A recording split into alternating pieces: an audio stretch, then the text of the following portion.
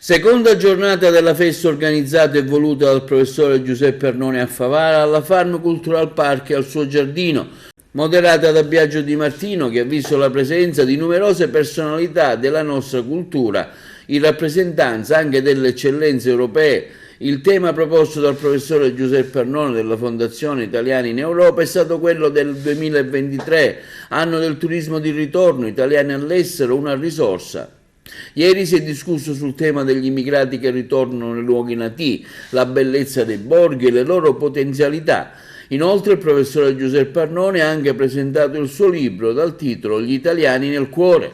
Nella seconda parte della serata un interessante dibattito si è svolto e si è discusso approfondendo il tema del ruolo della Chiesa nell'integrazione sociale degli italiani all'estero, con rappresentanti qualificati sia della Chiesa evangelica italiana in Nord Europa e quelli della missione cattolica di Amburgo. La serata è stata allietata al termine con uno spettacolo musicale dell'Accademia Palladium di Liaminio. Il tema della festa è l'anno 2023 turismo di ritorno.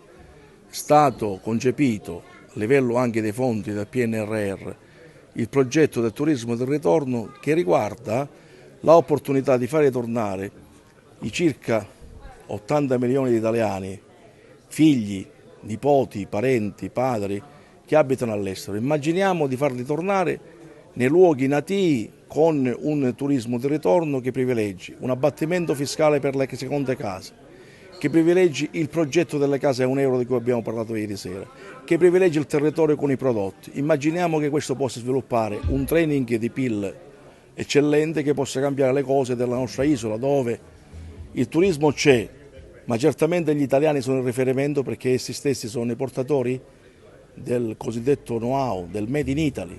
Noi siamo portatori del Made in Italy. Questo è il panel di stasera, ne parleremo con illustri ospiti, con qualche sindaco, e dentro questo convegno parleremo anche del mio libro Italiani del Cuore, che ripercorre le tappe di quello che è stato e di quello che è il nostro impegno in Europa contro la fuga dei cervelli, le politiche da mettere in atto.